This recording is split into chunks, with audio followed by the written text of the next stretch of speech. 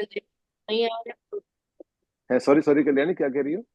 Sanjeev ji, important topic तो रखिएगा। जो नहीं आए हैं वो उनकी परेशानी है। हाँ एग्जैक्टली एग्जैक्टली, बिल्कुल बिल्कुल, नहीं जो आ रहे हैं उनका रिवार्ड मिस नहीं होना चाहिए ना, नहीं आने हाँ वालों के, तो penalty should be on them.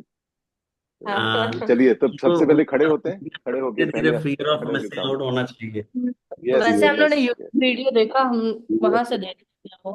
हाँ वो ठीक है, यूट्यूब में इसलिए मैंने डाल दिया कि चलो वो अवेलेबल रहेगा सभी के लिए। तो चलिए, तो अपन स्ट्रेच करेंगे।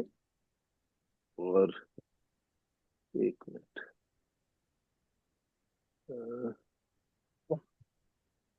यस। सो यूजुअल स्ट्रेस स्ट्रेच करेंगे जैसे हम करते हैं, हाथ को पूरा ऊपर, सांस वहां से लेके ऊपर स्ट्रेच भी करके। जाएंगे। कोहनियां बिल्कुल सीधी खींचिए ऊपर को, और डीप ब्रीथ करिए। मैं जय भी हूँ ना, नीचे गिरा ना। राम बदल गए तो कीप डीप ब्रीदिंग, बिल्कुल स्ट्रेच करके रखें, जैसे कि आप सीलिंग को टच करने की कोशिश कर रहे हैं। वीडियो से पहले हैं? वीडियो से विनीता, पहले अगर आप म्यूट कर लेंगे तो बेटर हो जाएगा। फिर उसके बाद आप दोबारा एक बारी और करेंगे स्ट्रेच, बिल्कुल इस तरह से कि जैसे आप सीलिंग छूने की कोशिश कर रहे हैं, ऐसे पूरा ऐसे। कोहनियां ऐसे नहीं रखनी है, पूरा खींचनी चाहिए ताकि कोहनी थोड़ी सी बल्कि अंदर को हो, ऐसे जाए ये यूं ऐसे जाए। तो बिल्कुल खींचिए।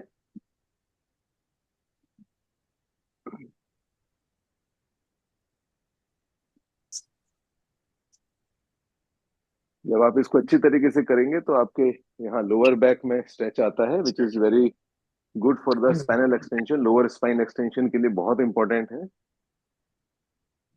ओके, अब हम दूसरा शोल्डर पे आएंगे। शोल्डर की में एक एक्सरसाइज हम सीख चुके हैं, एक आज थोड़ा दूसरी वेरिएंट लाएंगे उसी चीज को ही। उसको अभी तक हम ऐसे कर रहे थे, अभी हम आज ऐसे नहीं करके इसको ऐसे करेंगे। हम पहले पूरे कंधे को हम पीछे लेके जाएंगे, कंधा, फिर इसको ऊपर लेके जाएंगे, फिर आगे लेके जाएंगे, और फिर नीचे लाएंगे। यानी कंधे से ही हम पूरा एक सर्कल बनाने की कोशिश करेंगे, पूरा ऐसे लेके जाएं, फिर ऊपर लेके आए जितना ला सकते हैं, फिर आगे को जितना ले जा सकते हैं, और फिर नीचे को जितना ला सकते हैं। इसी की फिर जब एक बारी आपकी मूवमेंट क्लियर हो जाए तो फिर इसी की टीवी स्पीड का थोड़ी सी बढ़ा सकते हैं आप।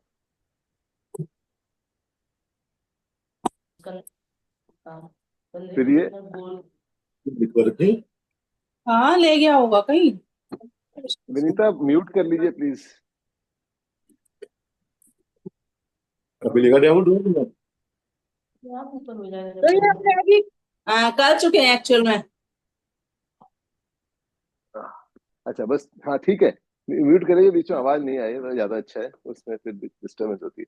तो दो एक्सरसाइज ही अभी आज के लिए भी, आज हमारी दो ही एक्सरसाइजेज हैं कंधे की।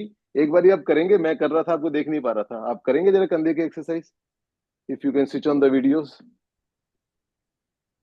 मानिक पूजा, अगर आप भी एक बारी कर लें, एक बारी मुझे दिखा दीजिए कि are you doing it properly.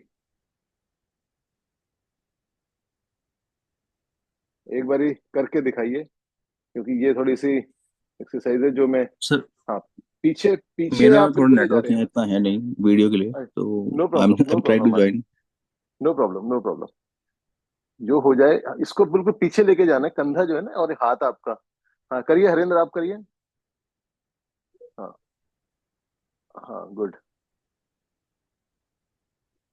हाँ ठीक है, करो करो, निशांत करना।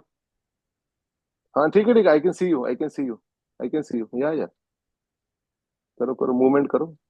हाँ, संजीव जी, क्लॉकवाइज भी करें क्या? कैसे भी, दोनों दोनों मूवमेंट करिए, क्लॉकवाइज एंटी क्लॉकवाइज दोनों। पहले आप यू कर लीजिए, फिर उसको रिवर्स कर लीजिए, वो एक ही बात है। अल्टीमेटली हमारी मूवमेंट, हमें इस मसल को रिलैक्स करना है।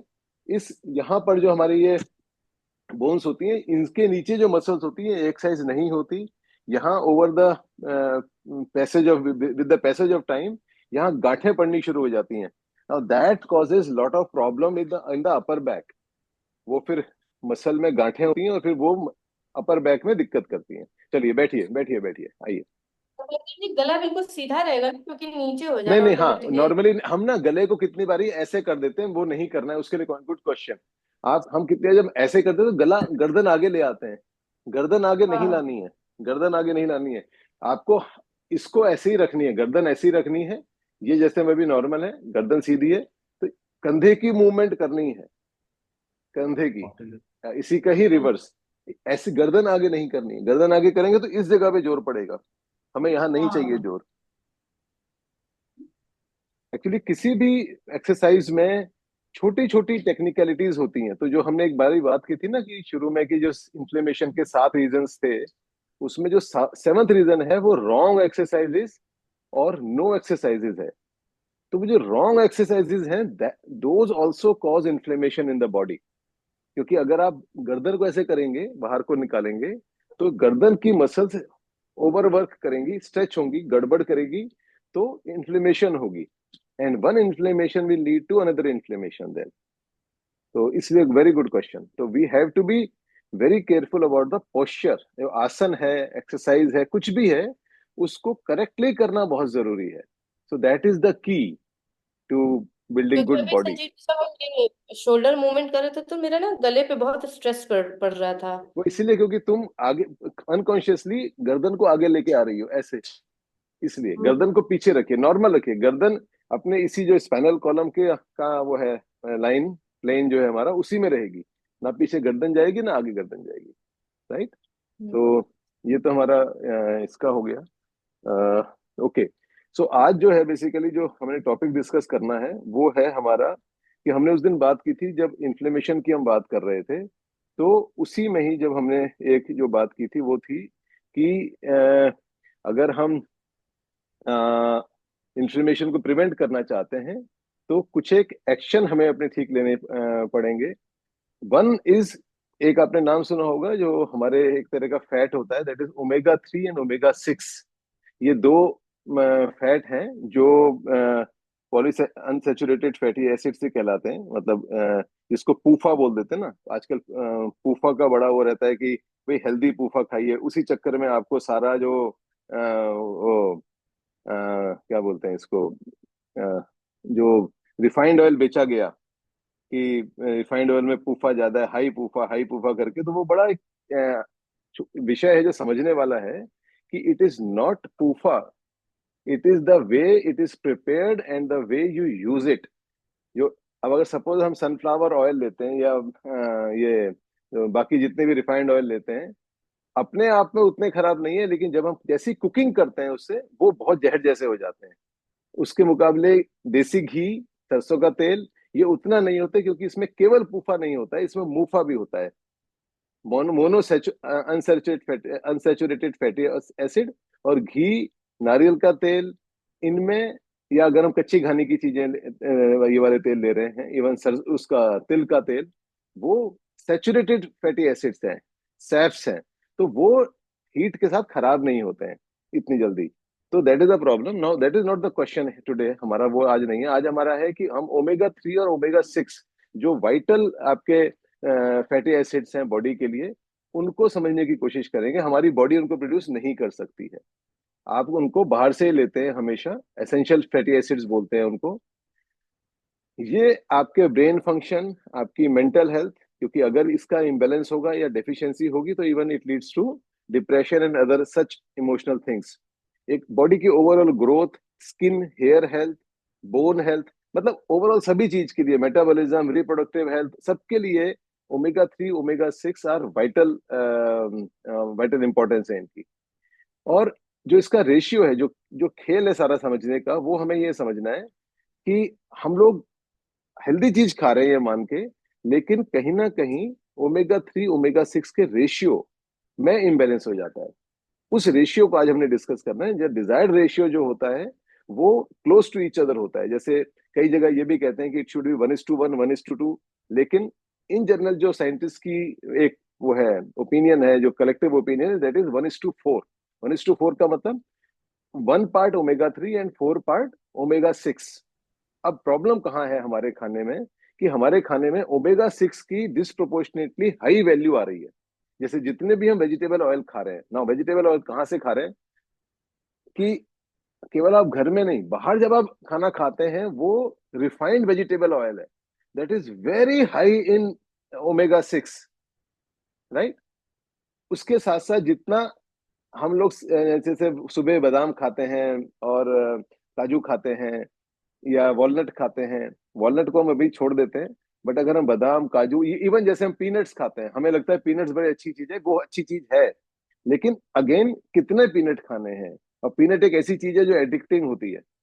तो आप एक बार ही पीनट खाना शुरू करते हो, एक बार काजू खाना शुरू करते हो, तो आपका हाथ नहीं रुकता।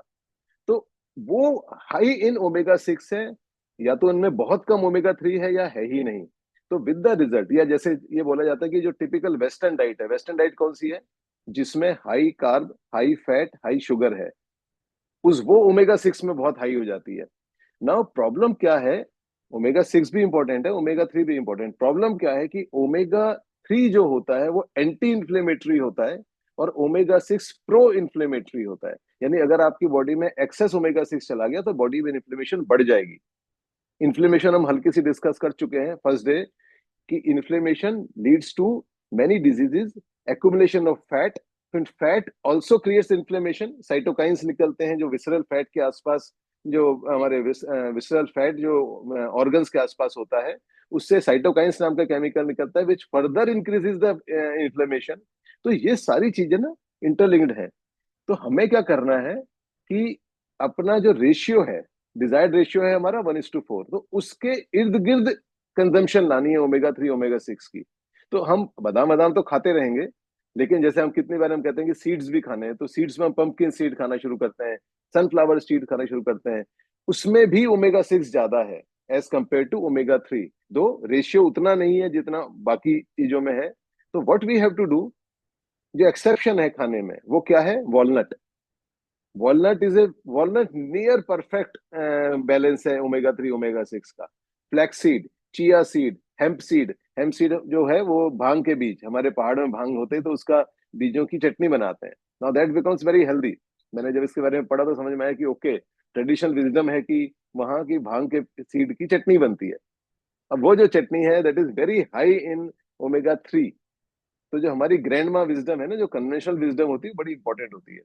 तो हमें इनका बैलेंस क्रिएट करना है। रेड मीट में व्हाइट मीट के बजाय ओमेगा 3 ज्यादा है। Now the best part is fish.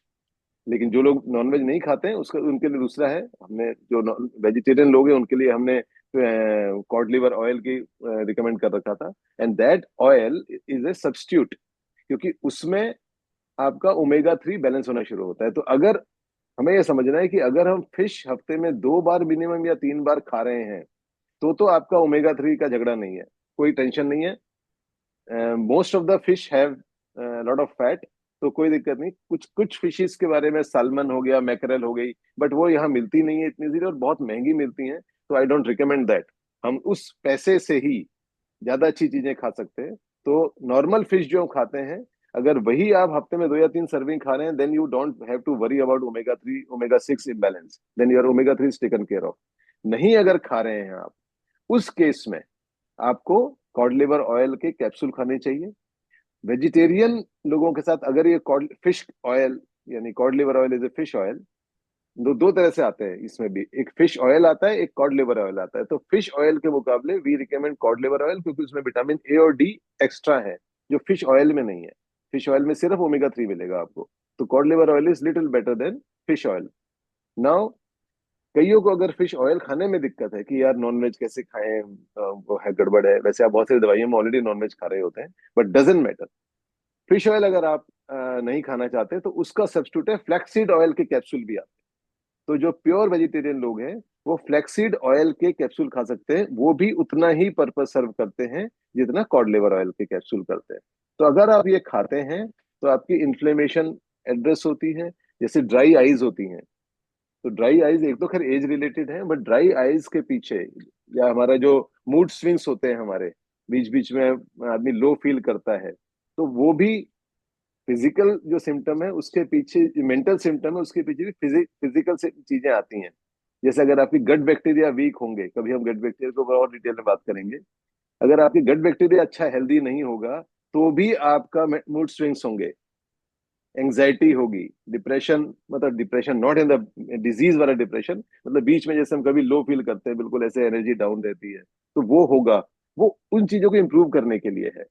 तो ये वाली चीज बढ़ सकती है अगर आप ओमेगा 3 ओमेगा 6 के बैलेंस को ठीक करेंगे। आई हेल्थ है, बोन हेल्थ है, हार्ट, कार्डियोवेस्कुलर सिस्टम उसकी हेल्थ है, मतलब इन इन टर्म्स ऑफ जो हमारा ट्राइग्लिसराइड हाई चले जाते हैं ना, या एलडीएल हाई चला जाता है, या एचडीएल नीचे चला जाता है, तो ये कार्डियो गड़बड़ वाले सिम्टम है, तो उसमें हेल्प करता है।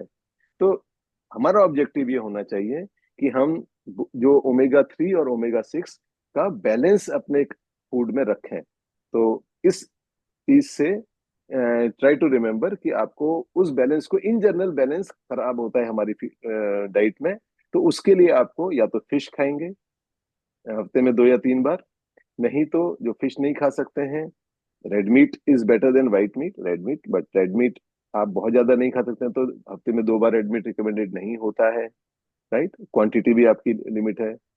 अदरवाइज आप फिर फ्लैक्सीड ऑयल के कैप्सूल ले सकते हैं, कॉड लिवर ऑयल के कैप्सूल ले सकते हैं, somehow you have to.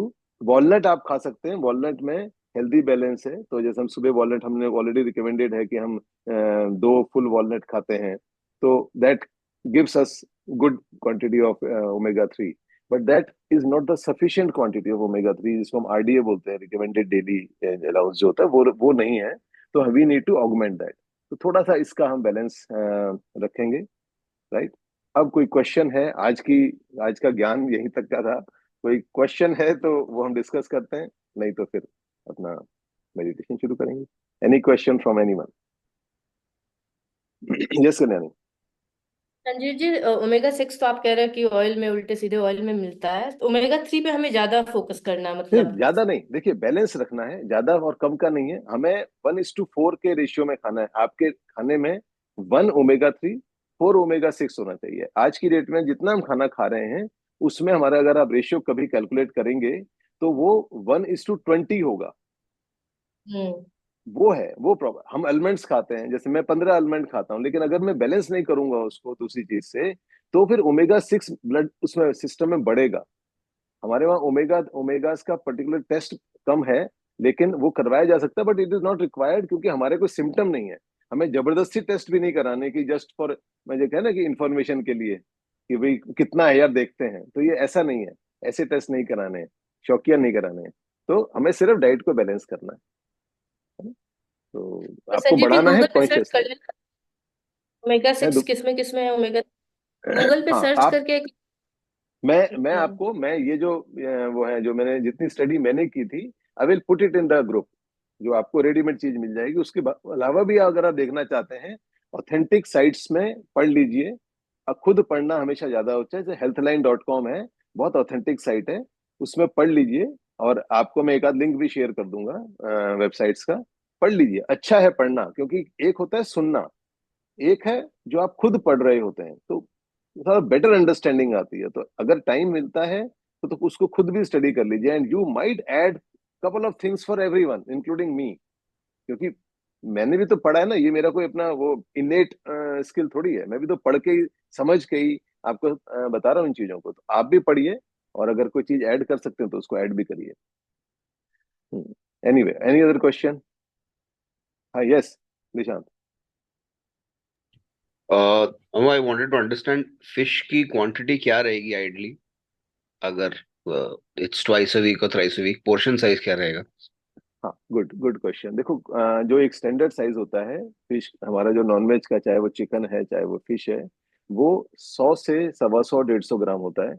उससे ज्यादा आपका जो बॉडी है, वो एक बारी में उतना प्रोटीन, उतने जो भी आपके उसके वो है, वो वो आपको मेटाबोलाइज नहीं कर सकते हैं।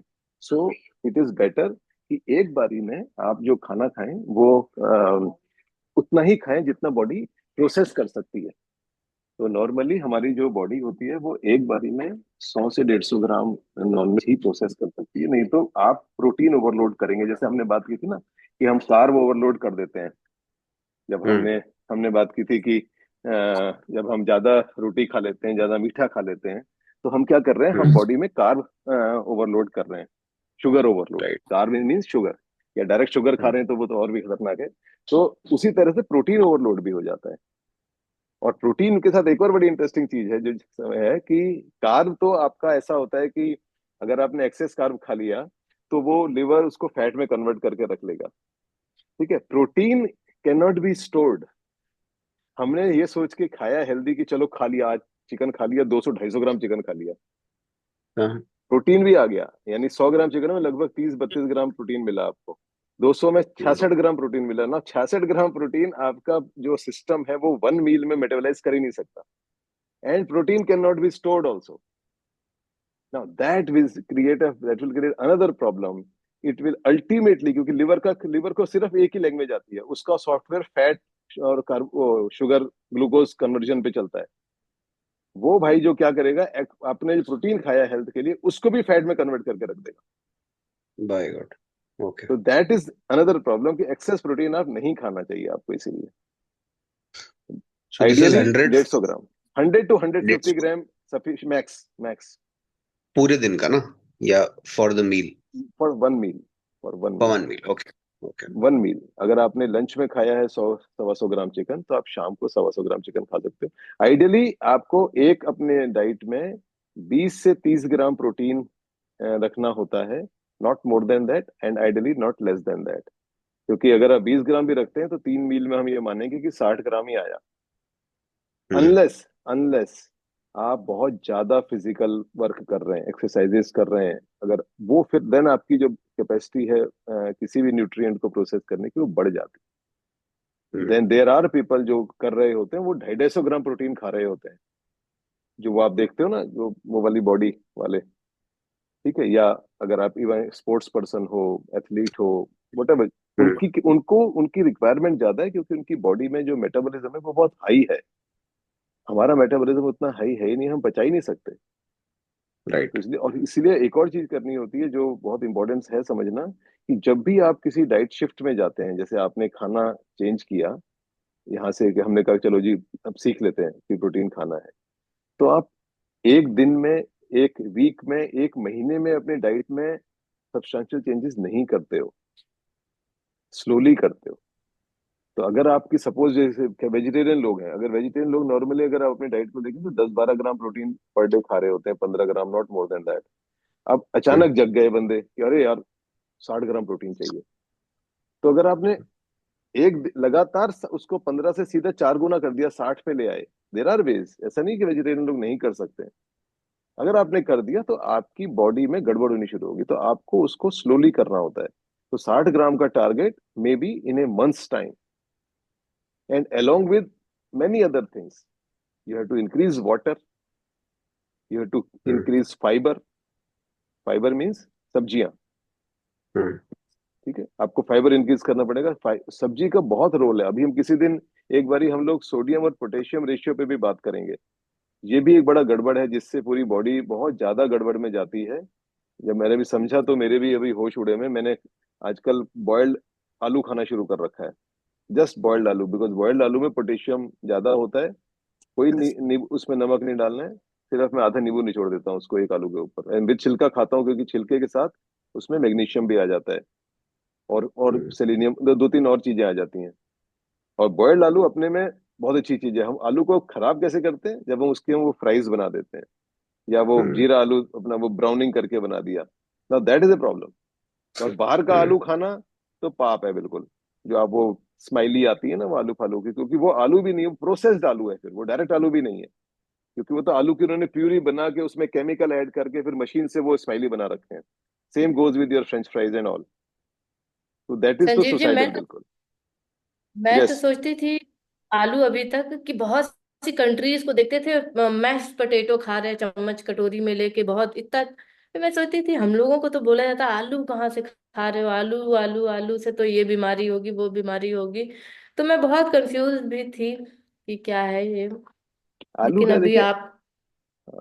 नहीं आलू में प्रॉब्लम नहीं है, mashed potato is very good, but mashed potato में भी की है। मैश्ड पोटैटो में जो आप बाहर जो किसी कॉन्टिनेंटल उसमें खाते हैं ना, साथ में डिश में मैश्ड पोटैटो, उसमें प्रॉब्लम क्या है, उसमें lot of butter is added. वो बटर नमक, की ब्लैक क्वालिटी पेपर। क्या है? हाँ, उसमें बाकी वो जैसे कुछ वो ग्रीन डालेगा, कुछ वो धनिया डालेगा, नहीं तो कुछ और जो कई सारे इस तरह के हर्ब्स होते हैं वो डालेगा। वो प्रॉब्लम नहीं है, प्रॉब्लम ये है उसका जो फैट उसमें ऐड कर रहे हैं टेस्टी बनाने के लिए उसको, वो किस टाइप का फैट हम्म। है। वो फैट अगर आप घर में आप मक्खन को कर रहे हैं, आप अमूल बटर ले लीजिए, हम्म। उसको आलू के साथ फेंट लीजिए, नो हार्म। हम्म। लेकिन हमें नहीं पता है कि वो जो दुकानदार है, क्योंकि वो बिजनेस कमा रहा है, उसको आपकी सेहत से कोई लेना देना नहीं है, वो बिजनेस है। तो वो कौन सा फैट डाल रहा है हमें नहीं पता। If it is a polyunsaturated fat then you you you आपकी हो गया काम। हमें उसमें हम्म। सैचुरेटेड फैट डालना है। आप उसमें घी डाल सकते हैं, which will not taste very good. तो बटर डालेंगे, very it will taste good. Butter में हमें कोई दिक्कत ही नहीं है, आप व्हाइट बटर डालिए, आप अमूल बटर डालिए, हमें कोई प्रॉब्लम ही नहीं है। तो आलू और अदरवाइज संजीव जी, अपने में बहुत अच्छी चीज है। और जी प्रोटीन के भी उसमें ना बड़ा इजी कर रखा कि 70 kg की हो तो मुझे 50 to 70 ग्राम प्रोटीन दिन भर में खाना है। बिल्कुल, बिल्कुल।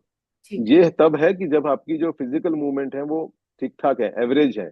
अगर आप बिल्कुल नहीं हिलते हैं तो हम्म। इतना नहीं खाएंगे, तो आप इतना नहीं अच्छा। खाएंगे। हाँ, क्योंकि आपकी जो प्रोटीन, देखिए प्रोटीन का रोल समझिए बॉडी में। प्रोटीन का रोल है आपकी जो मसल्स हैं, जो इसके अमीनो एसिड्स होते हैं, वो आपके मसल्स आपके बाकी फंक्शंस के लिए इंपॉर्टेंट है। अगर आपकी मूवमेंट ही नहीं है, आपकी अगर मसल्स की मूवमेंट ही नहीं है, तो again they will it will go waste. और जो भी चीज मेटाबोलाइज हम्म। नहीं हो रही है बॉडी में, वो बॉडी को हार्म करेगी। हमारा फैट क्यों बढ़ा हुआ है? क्योंकि हमने ज्यादा खा रखा है, उसको यूटिलाइज नहीं किया है। इट इज हार्मिंग अस। जो भी हम खा रहे हैं उसको यूटिलाइजेशन के लिए खाएंगे। एक आध दिन का इम्बैलेंस का फर्क नहीं पड़ता है, बट इन जनरल आप उसको यूटिलाइज करने के लिए खाएंगे। कि आप जो खाना खा रहे हैं वो डेली बेसिस करंट अकाउंट रखिए उसको, उसकी एफडी या सेविंग बैंक में मत डालिए उसको। उतना ही खाइए जितना आप उसको मेटाबोलाइज कर सकते हैं ब्रॉडली। एक दिन पार्टी में चले गए, ज्यादा खा लिया है, तो अगले दिन बैलेंसिंग कर लीजिए, अगले दिन कम खाइए। Then check the kind of food you ate last day. क्या खाया आपने? ज्यादा फैट खाया है, ज्यादा प्रोटीन खाया है, ज्यादा कार्ब खाया है? तो दूसरी चीजें अगले दिन बैलेंस करिए। कम खाने का मतलब ये नहीं कि आपने एक दिन में 150 ग्राम प्रोटीन खा के आ गए, फिर आप यहाँ कम करने के चक्कर में आप कह रहे हैं जी नहीं जी, अब मैं सिर्फ दिन में चिकन खा लेता हूँ, क्योंकि कम खाना है तो थोड़ा थोड़ा चिकन खा लेता हूँ ना, it will create further problem. तो ये कॉमन सेंसिकल चीजें हैं बेसिकली। ठीक है, एनी अदर क्वेश्चन? हमारी बीएमएल ने तो वो कॉमन सेंस हमें थोड़ा दिमाग में डाल दिया है ऑटोमेटिकली। वो अब हमें आ जाता है कि हम कुछ गड़बड़ खाया तो ऑटोमेटिकली दूसरे दिन या उसी दिन शाम को हम कुछ लाइट सा ले लेंगे या कुछ एग्जैक्टली, बैलेंस कर एग्जैक्टली। लेंगे। एक और मैं दोबारा रिक्वेस्ट करूंगा सबसे कि हफ्ते में एक दिन कोई भी स्पेशल खाना नहीं, जो आप नॉर्मल खाना खा रहे हैं उसको क्वांटिफाई करिए। जो आपको कैलकुलेटर हरिंद्र बाबू ने हमारा डेवलप करके दे रखा है, उस कैलकुलेटर में डालिए। चेक करिए कि आपका प्रोटीन कितना आ रहा है, कार्ब कितना आ रहा है, फैट कितना आ रहा है, टोटल कैलोरीज कितनी आ रही हैं। एक एवरेज फूड जो होता है आपका, ऐसा नहीं कि हम स्पेशल डे की बात नहीं कर रहे। तो please do that. Hmm. Once a week make it a habit की once a week you will do it. उससे क्या होगा, आपको एक आइडिया आएगा।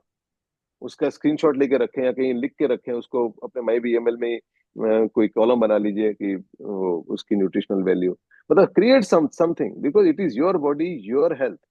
ये सब तो टूल्स हैं, I am just a device. My BML is just a tool. Calculator, nutrition value calculator is just a tool. करना आपने है, हेल्थ आपकी है, लाइफ आपकी है। तो इट इज लाइक दैट। तो चलिए ठीक है, आई थिंक अब हमारे पास कम टाइम बचा है, तो एक छोटी सी मेडिटेशन करते हैं, ताकि अपनी माइंड को सेट करें। और दिन के हिसाब से चश्मा अगर किसी ने पहना है तो उतार लेंगे।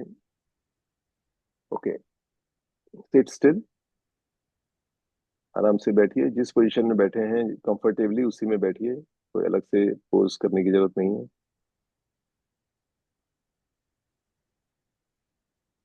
Seat comfortably. अपनी बॉडी को क्विकली कमांड दीजिए, right from your toes, feet, ankles, calves। Body को अगर आप देखते हैं तो बॉडी रिलैक्स हो जाती है। Just feel the body part, knees, thighs। Try to Feel the body part, try to relax it. Your hips, your waist, lower back, abdomen, sides of the abdomen, mid back, upper back, chest, your hands, right from fingers, palms, wrist, forearm, elbow, upper arm, shoulders, neck, chin, lips, cheeks, ear, back of the head, eyes, check your eyelids, top of the head, check your scalp, stress ना हो scalp में, your forehead, relax it, then focus your attention on your breathing. Breath पे attention लाएं. जब inhale कर रहे हैं तो ब्रेथ को नॉस्ट्रिल्स पे फील करें, उसकी ठंडक को नॉस्ट्रिल पे फील करें. जब श्वास भीतर जा रही है तो चेस्ट की या पेट की या दोनों की मूवमेंट को फील करें. इनहेलेशन के साथ चेस्ट या पेट बाहर को आता है, उसे उसके बाहर को आने को फील करिए. और फिर एक्सहेल, श्वास बाहर जा रही है तो नॉस्ट्रिल्स पे दोबारा श्वास को फील करिए. Inhalation, chest movement, exhalation. Inhalation, ठंडक को फील करते हुए चेस्ट या stomach movement, and exhalation.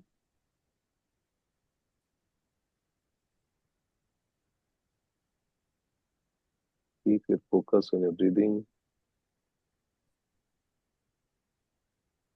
Feel your breath as deeply as possible.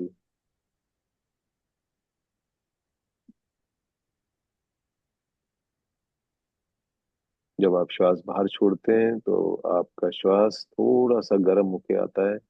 उस ऊष्मा को, उस गर्मी को फील करने की कोशिश करिए नॉस्ट्रिल्स पर.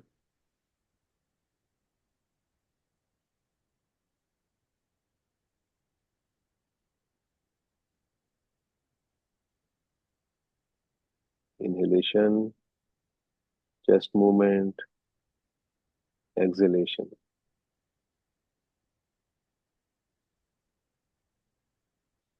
इनहेल करिए, ठंडक को फील करिए नॉस्ट्रिल्स पर. पेट का मूवमेंट, चेस्ट का मूवमेंट, उठता हुआ या गिरता हुआ एक्सहेलेशन के साथ, और एक्सहेल करते हुए नॉस्ट्रिल पे हल्की सी गर्माहट हवा में.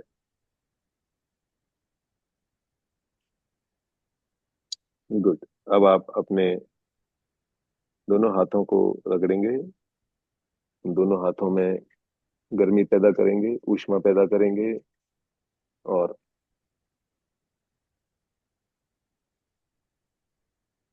हथेलियों को अपने आंखों पे लगाएंगे. आंखें बंद रखेंगे, हथेलियों को आंखों पे लगाएं, और आज का दिन की इंटेंशन सेट करें. आज का दिन हमारा वीकेंड है, थोड़ा सा रिलैक्स डे है, तो उसको हल्का सा रिलैक्स ही रखेंगे. अपने कामों को एफिशिएंटली करेंगे, कम सोशल मीडिया पे टाइम लगाएंगे. जो भी आप आज के दिन के लिए अपनी एक इंटेंशन बनाना चाहते हैं उसे बनाएं. एक्सरसाइज किसी ना किसी फॉर्मेट में करेंगे. कहीं ज्यादा देर बैठ गए तो अपने लिए अलार्म लगा लीजिए, उठ के खड़े होके हल्का सा स्ट्रेच करेंगे. जो भी आप अपने लिए कर सकते हैं उसको प्लान करिए. अच्छा खाना खाएंगे, बैलेंस में खाना खाएंगे, और खुश रहेंगे. सबसे इम्पोर्टेंट कि हम खुश रहेंगे, लोगों की बातों को ज्यादा दिल से नहीं लगाएंगे, अपनी भी बातों को दिल से ज्यादा नहीं लगाएंगे. अपने साथ, लोगों के साथ एक फॉरगिविंग एटीट्यूड रखेंगे, और फिर हाथ जोड़ के अपने आप को और सबको प्रणाम करेंगे. धीरे से आंखें खोलिए.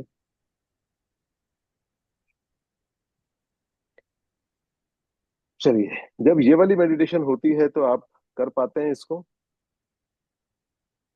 कर पाते हैं? विनीता, कर पाती हैं आप? गुड। तो जब आप यस। कर पाती हैं, ओके, जब आप कर रहे हैं तो उस समय ध्यान कहीं जाता तो नहीं? उस समय आपका मन में कोई विचार चल रहा होता है या नहीं चल रहा होता है?